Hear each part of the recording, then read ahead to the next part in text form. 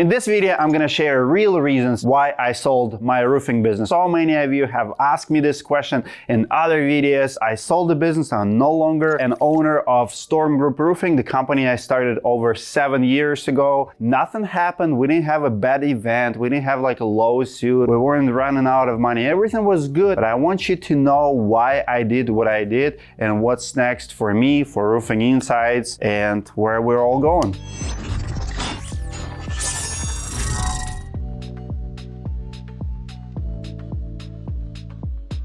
Very simple. I always knew that my roofing business was not an strategy. Right now, I'm building Directorii, my newest company. I know I'm gonna dedicate anywhere from 10 to maybe 15 years to this company, and then I'm gonna either sell it or pass it on to my kids. Maybe we'll see where we are. I love the business. I love the clients. I love my team, but I just always knew that this is not me. Selling business is the best way to move on instead of just closing it and running it to the ground. So I did the right thing. And I knew from the day one when I started it, the day will come. I knew I was young and I knew I'll have to do something else that I really want and I'm really passionate about.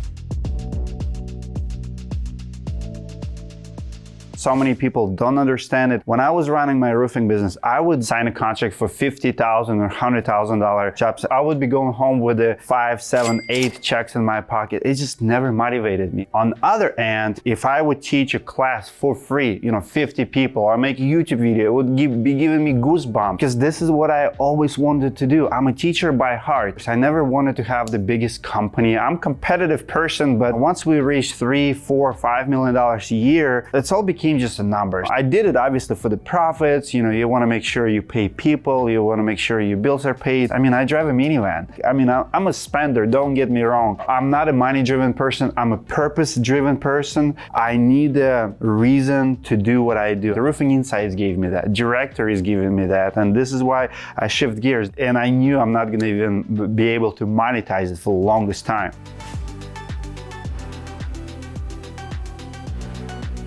I'm very consistent and work ethic is there. If I do something, I always gonna do it until I'm at the top. Once I figured out the roofing business, accounting, marketing, everything, that was just not challenging me. Once I kind of build a machine that runs itself, I didn't have problems to solve daily. And I started teaching. I started inviting people to my business. We have over 500 companies visiting us in the last few years, meeting my team, showing how my company runs without me in it. That was cool. That's how Roofing Insights got born. That's how Roofing School got born. That's why I started traveling to different conferences and start doing other stuff. That was challenging. To do the conference for roofers, no complaints conference, to the event that everybody loved, I'll take that challenge. So I went to college and I graduated a 3-year college degree in theater. So I was supposed to teach kids in schools. I could take 20, 30 kids on a stage and do 2-hour acting performance. And I absolutely loved it. My teachers were very famous theater directors and some of them were radio hosts. They all had degrees. I remember my main teacher, he had marketing agency. He used his talent to promote businesses and stuff. And I just loved it. We also were brainstorming marketing campaigns. That's why roofers, when we drive through towns, we look at the roofs. Well, marketers like myself, when I'm in a hotel, I'm watching TVs, not for the TV, but actually for the commercial. I always analyze billboards and messaging and stuff because that's my background. And when I started making YouTube videos, I felt like I finally found myself. When I first got to United States in 2005, I didn't have option. My only option to make money, to make a living, was get a construction job, work with your hands. I saved up money and now I can actually release that inner Dmitry who can go and become a creative person again. That was my favorite part of running a roofing business because I was the main marketer. And then I started doing it for others. I started doing it for industry. I started doing it for big companies. I'm like, James Hardy, you really gonna let LP SmartSide beat you up like that in their commercial? So I start calling out all these marketing messages. And this is my true background. Steve Jobs says that you cannot connect your dots looking forward, but you can connect the dots looking back. Now, looking back, I can connect those dots and I use it for everything I do. I use it for clients now and I absolutely love it.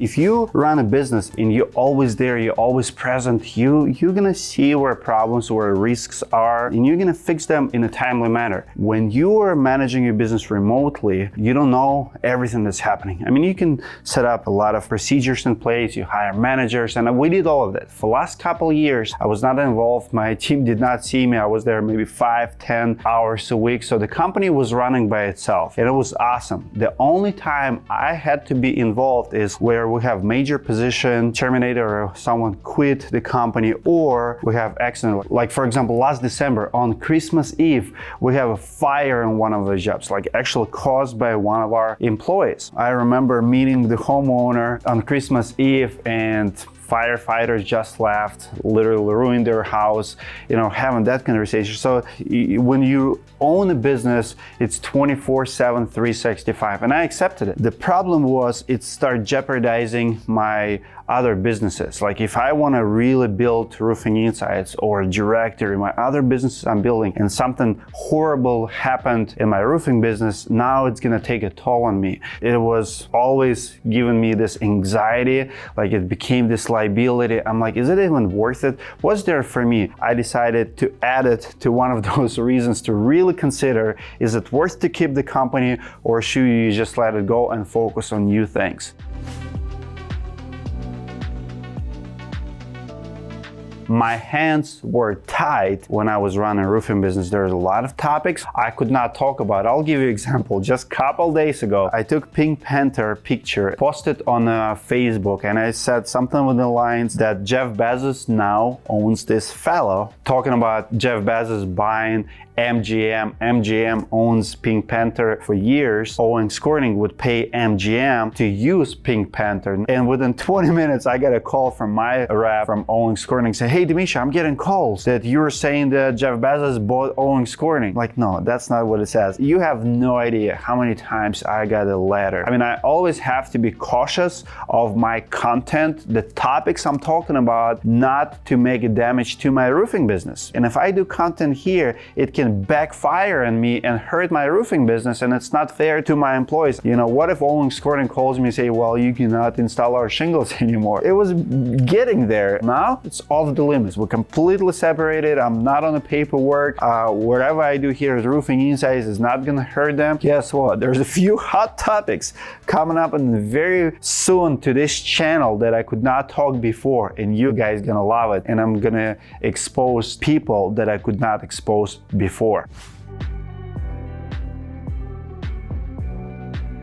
It's the biggest business that I ever been involved in. I mean, it's gonna cost me a couple $100,000 just to finish initial website. We already have over 500 contractors in it. I mean, you're talking about multi-billion-dollar company 5-10 years from now. Nobody connected homeowners and contractors yet to the point where we can say, yeah, this is how you connect. In this space, nobody fixed the problem. Home Advisor, Better Business Bureau, Angie's List, they did not fix the problem. Once I have some capital, it was not just an idea, it was actually a strategy. Who would be better to build it if not the contractor himself? We're already connecting at least 200 contractors with the homeowners per month. That's huge results for a company that's been in business only for 6-7 months. Tech companies grow way faster than construction companies. But if you think about where I was, you have a huge conflict of interest. And Minneapolis is a big place for me. I live here and I wanted people to trust me that I'm not building a platform to bring business to myself. So I sold profitable business to build profitable business later, but a business that requires capital now and requires a lot of resources. I love my team. I love my employees. The person who I sold it to is my general manager. He's been running the business for the last 2-3 years. Team will be in place. Nobody's gonna lose their jobs. It's a family. Love what I've done. There's absolutely no regrets about selling the business. I'm not gonna share how much I sold it for. That's confidential. We have a good brand. They're gonna be serving Minneapolis for years to come, and I'm on to new things. If this video helped you in any way, shape, or form, give it a like, comment below. I read all the comments. I'll answer your questions if you have any. I'll see you guys in the next video.